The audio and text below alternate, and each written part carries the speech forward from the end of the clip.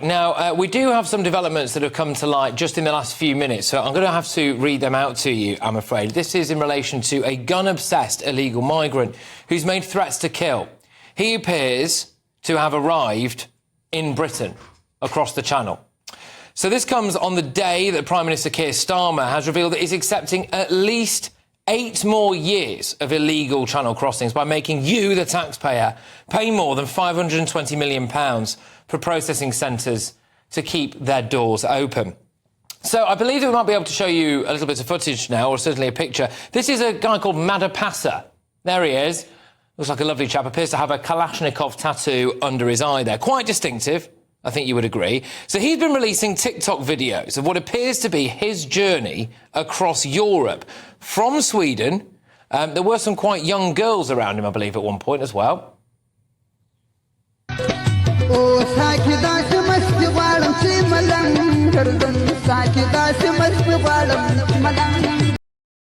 Yeah, and then he appears to have made it to Germany. Germany. Thank you, Germany. Thank you, Germany. Yeah. And look, hey, according to his TikTok, it then seems as though he managed to get to northern France. They're camping en route, they've got their fire going, their tent up, they're making a series of exceptionally aggressive images. He's telling the world he's about to attempt an illegal crossing of the English Channel, and it's party time. There are some other videos that appear to show him on a beach in northern France. We've chosen not to publish those tonight.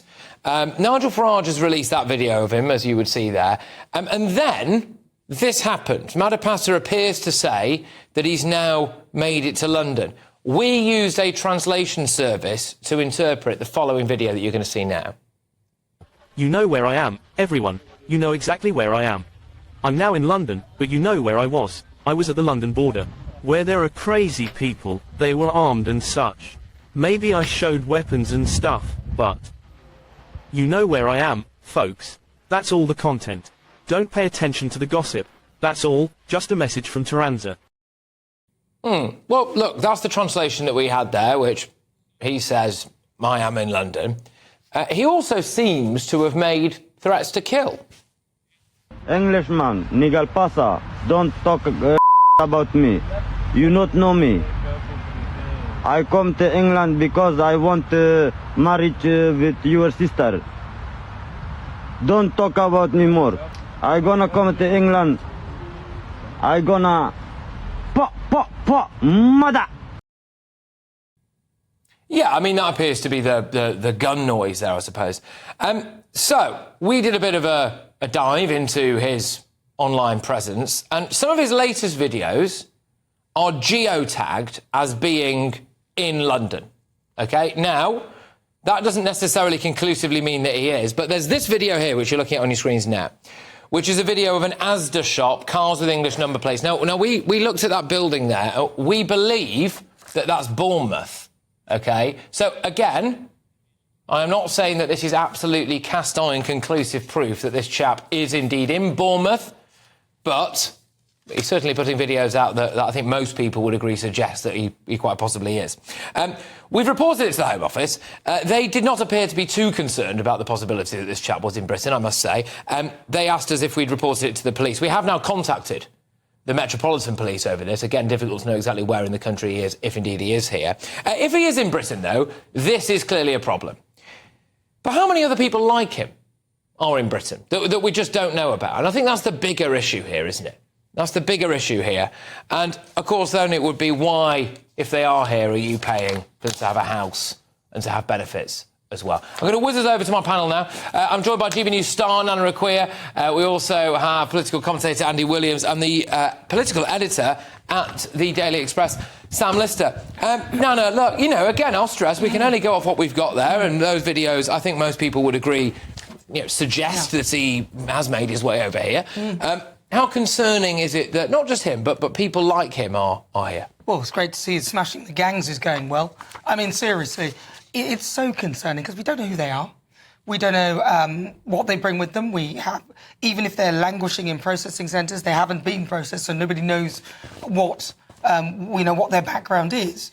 And of course, we have a situation with our police force. I mean, we know now that the police are leaving in their droves, in particular, because they don't want to do the job. And the crime rate of actually solving crimes is so low, most of them don't get solved.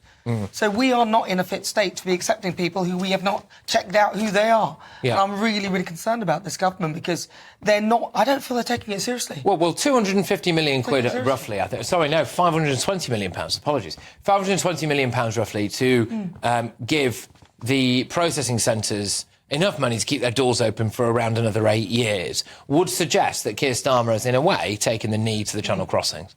Yeah, I mean, the government, they've really pushed back on our story today because obviously it's really doesn't look good for them. What they're saying is actually they've cut the bill on the processing, but I don't think the 8-year timescale will reassure many people out there who were expecting this to be solved really quickly. And I think the video you've shown today, Patrick, I think really illustrates the problem because even though we're paying France huge amounts of money, what incentive is there for anybody in France to try and stop that man leaving their shores? You know, the French politicians don't want a man like that in their country, do they? The Germans don't want, criminals in their country either. There is no incentive to stop them from making people like that reach our shores. Yeah. Are you concerned about this? I mean, when you see things like that... Look, if I was a Home Secretary, if I was Keir Starmer, I don't think I'd be able to sleep at night knowing that individuals like that could now be in Britain and could go on to do goodness knows what. But I just don't know if our government seems to care that much. Am I wrong about that? No, I think they do. I mean, it's one of the major priorities of this government. They made that very clear from the start. It's one of the 5 missions to smash the gangs, as they say. I don't think it's as simple as that. And if it was, then we'd be looking at getting it sorted in no time at all. It's partly about that. I think it's also about getting a better agreement with France. That's a really important plank of this. And personally, I think the way in which the previous government destroyed some of our relationships with our European allies did not help on that front. I don't think it's as simple as that, but I think some of the work that Keir Starmer's done to rebuild some of those relationships is important. And the final thing, and I know this is something that GB News viewers, a lot of them really hate, is digital ID cards. That actually is a fundamental, in my view, missing piece. Well, I'd be in favour of it for illegal immigrants. I don't see what the case... But if we rolled them out for everyone... You wouldn't get one as a legal immigrant, and then you wouldn't be able to stay here. You're talking about the same people that would chuck their papers overboard before they come here. I think it's just absolutely farcical, and it's the most ridiculous suggestion ever. Turn the boats back. That's what I'd be doing, frankly. I just think all of this digital ID cards, this and that. So you mean they should come here and then we give them the card? Look, I want it to stop before they even get here.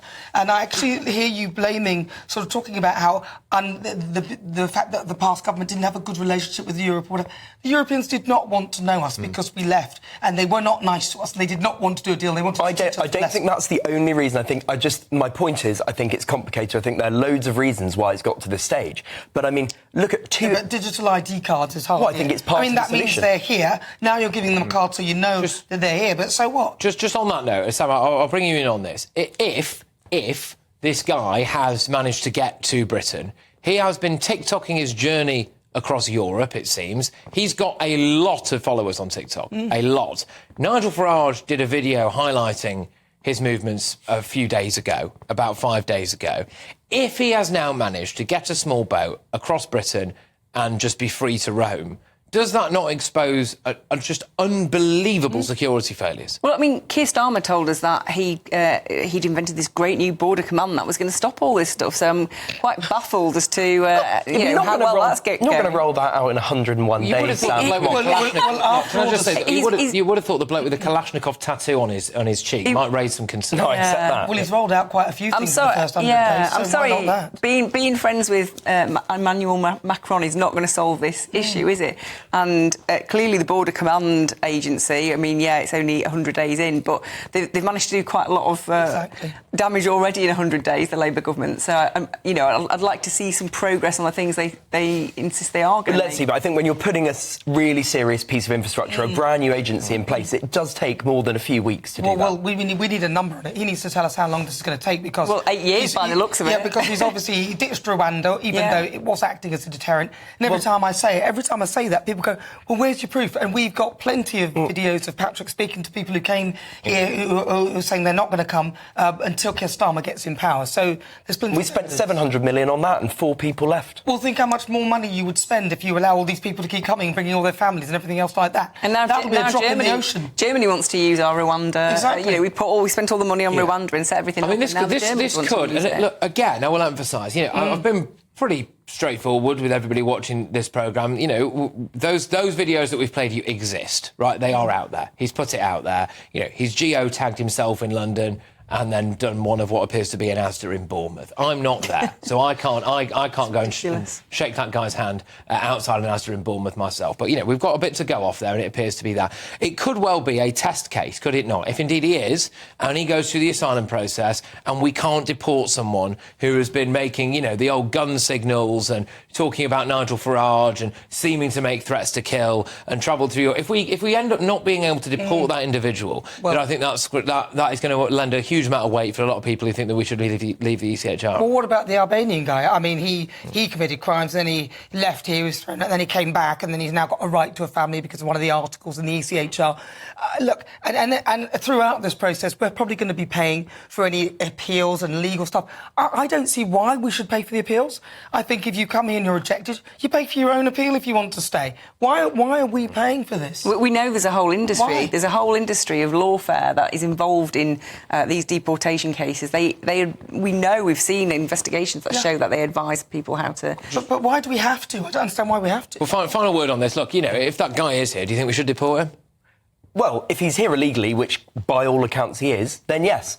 But it's complicated, right? It's not as straightforward as just saying, turn back the boat. Because it just is.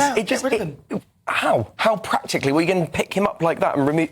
Literally, that would be the thing. But the problem we have is we have do-gooders, ECHR, all these people going, no, you can't, this poor person... The ECHR is just the latest false silver bullet that's going to solve all problems.